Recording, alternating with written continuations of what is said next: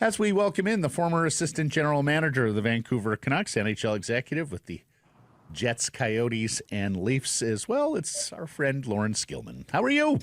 I'm well, gentlemen. How are you guys doing today? Yeah, very well. We got JPAD in here for you today. I see. Another one from my past.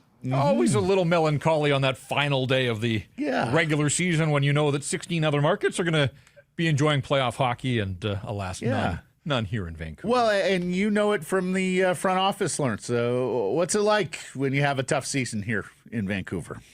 Well, at the end of the season, I mean, I didn't experience that because in every year I was with the Canucks, we made the playoffs. They didn't get, their drought didn't start till after I left. In any event. Very good. In any event, I have been Pretty good flex there from LG. Well, I had a little fun with it. But I believe me, I have experienced my share of losing seasons and not making the playoffs in the past, prior to my experience with the Canucks. And to put it, bluntly, it sucks on the last day of the season knowing you have, it's over.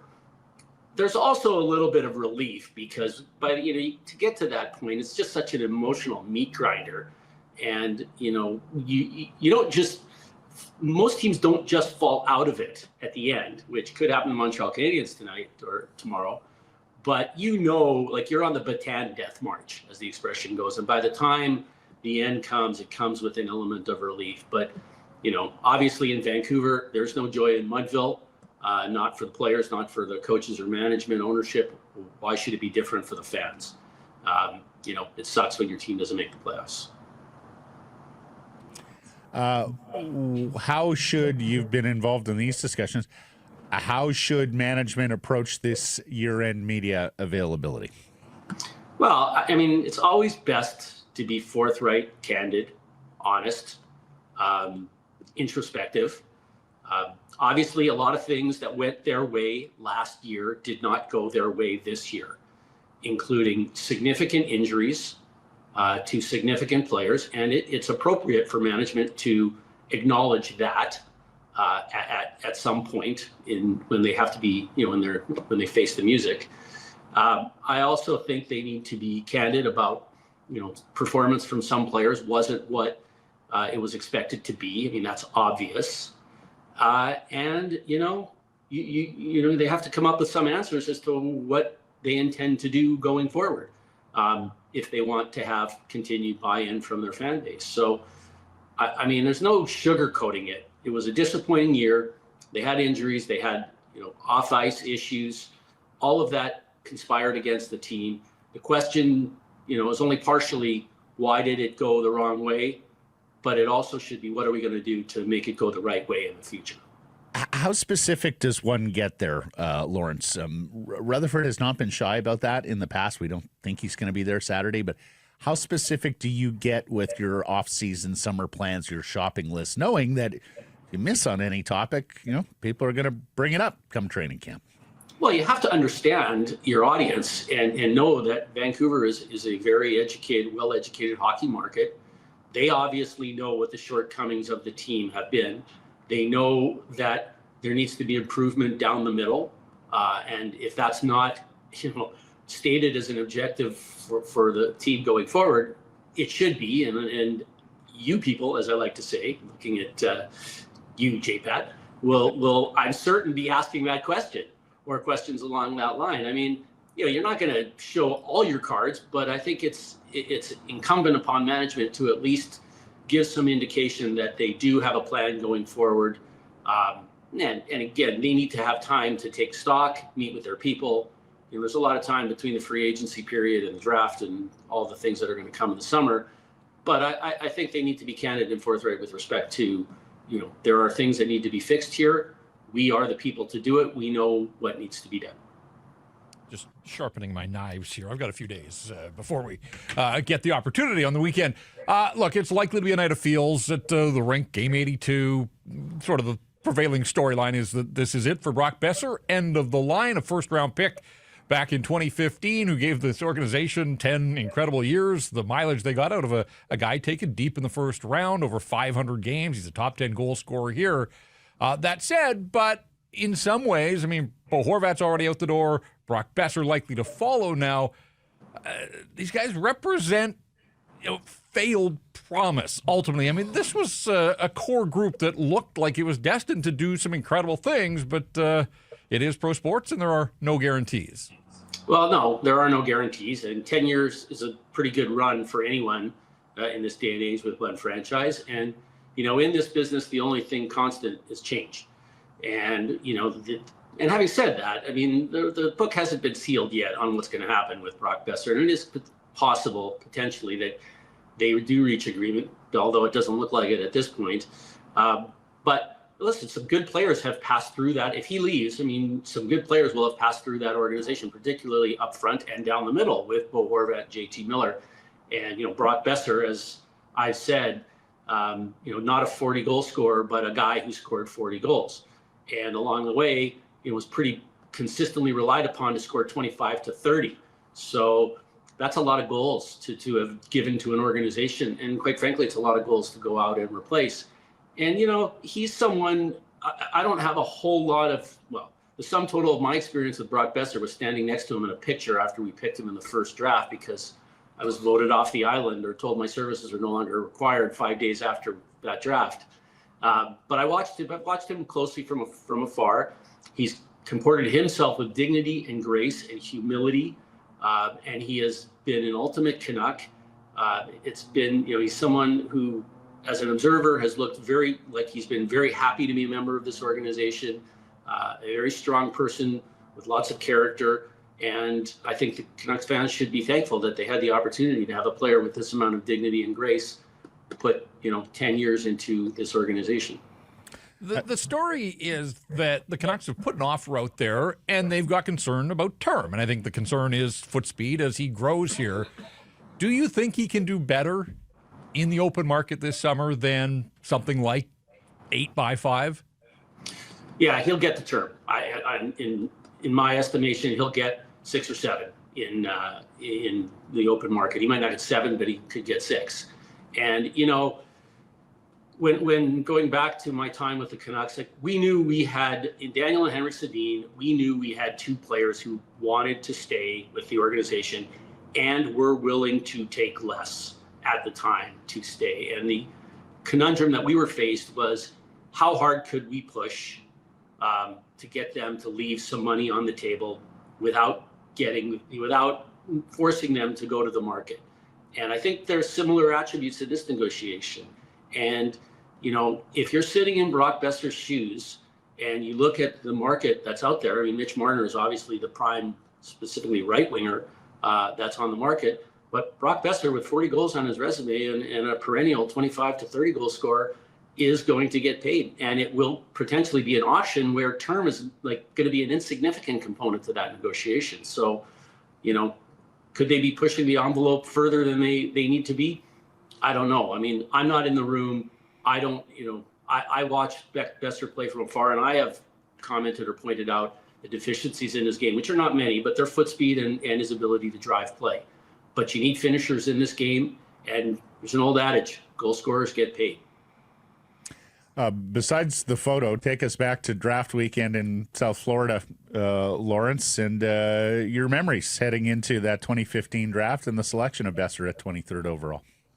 Well, he was definitely, I said this before on the podcast here, he was definitely the guy that Jim Benning wanted. And I think Jim deserves credit in that, for that, because it was the right selection. And if you recall, it wasn't clear that he was going to be there because there were a number of teams out there. He was his visibility level was high, coming from the University of North Dakota. Boston had the 3 picks in front of us, and, they didn't go Boston's way. But we thought actually that in all likelihood, Jim Benning had some insight because he had come from the Boston organization. We thought he would be gone well before we picked, and, you hear the expression all the time. We couldn't believe he was there. We were happy to claim him. But in that case, I can attest to the fact that he was highly coveted by the organization, and the organization was very happy that he was available when they made their pick. And I can remember Blake and I in our broadcast location, and Craig Button made a beeline for us and went, guys, that's a terrific pick by your team. He's going to be a damn good NHLer. And boy, was Craig right as well.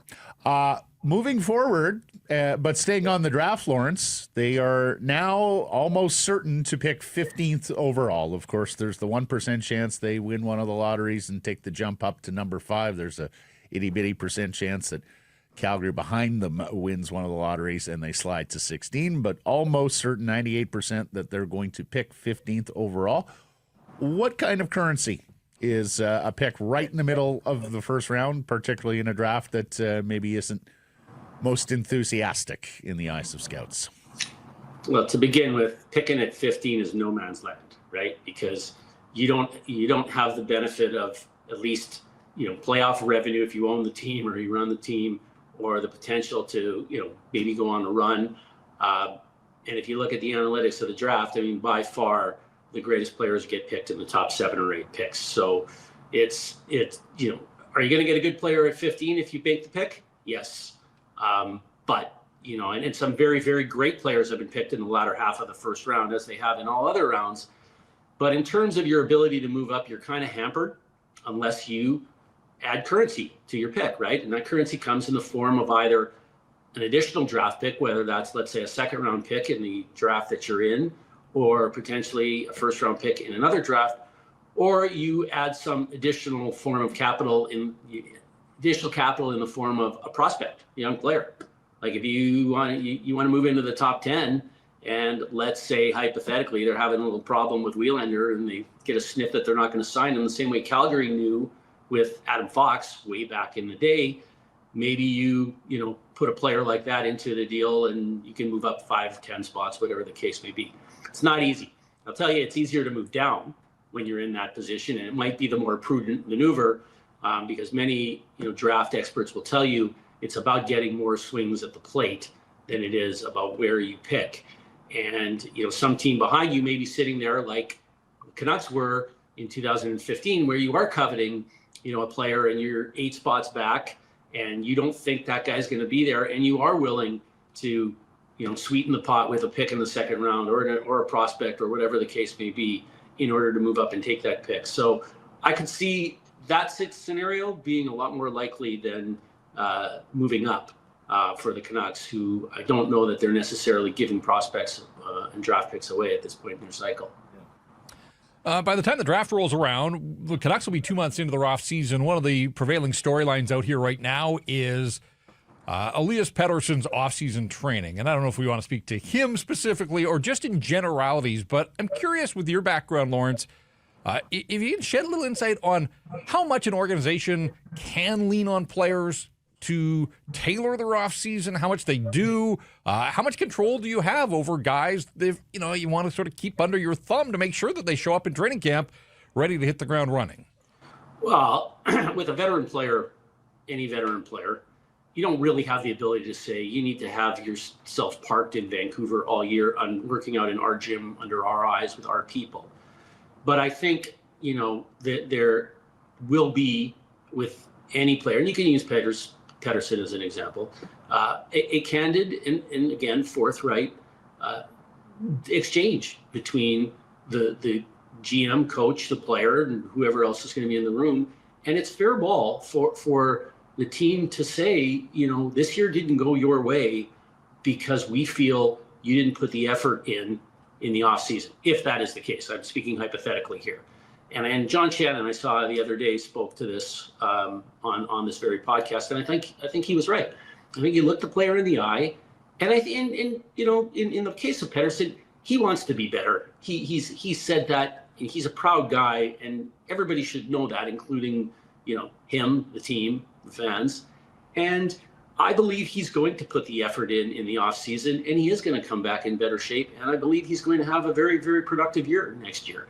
But management and coaching, I mean, it's always good to have the coach in the room when you're talking to a player, but lots of times the coach will have one meeting with the player and the management will have another one. But it's fair to look him in the eye and say, this year didn't go your way because of factors A, B, C, and D. And if one of them is you didn't put the effort in prior to come to the season or didn't come in the proper shape, we both know you need to do that in order to be successful next year. Do exit meetings ever go sideways? Oh yeah, for sure.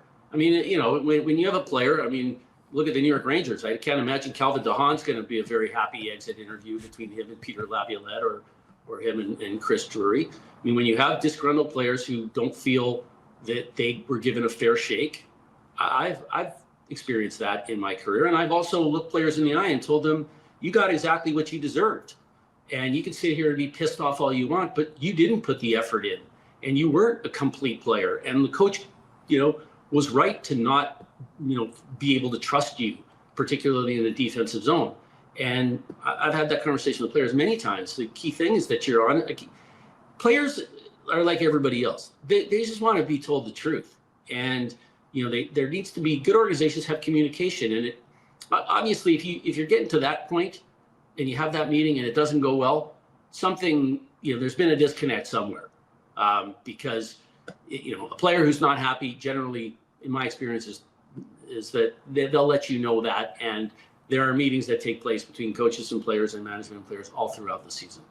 Is there a Canucks exit meeting from your time here that stands out, Laurence? None that I would disclose in this. The statute has not expired yet. I actually, to be very candid with you, not that I can really recall, none that stand out in my mind, but I probably will end this podcast and think about it. And okay. But no, I can't really think of any. Not my. We may come back to you on that. Lastly, just based on what you said there on Wielander, it sounds like the Canucks are playing hardball on bonuses. The kid went back to class. He's still not yet signed, isn't going to get a chance to play an NHL game. Would you be at all chilled if you're in the Canucks front office on this right now? I always say if you're not in the room or you're not in the conversations, it's difficult to opine in it. I don't know. I mean, clearly, as an observer, it doesn't seem like this guy's in any hurry to get to the Canucks. Now, maybe that may be because the team's not going to the playoffs and he's thinking, what do I need to rush there for? He may like school. He may be happy there. He, may want to get his degree.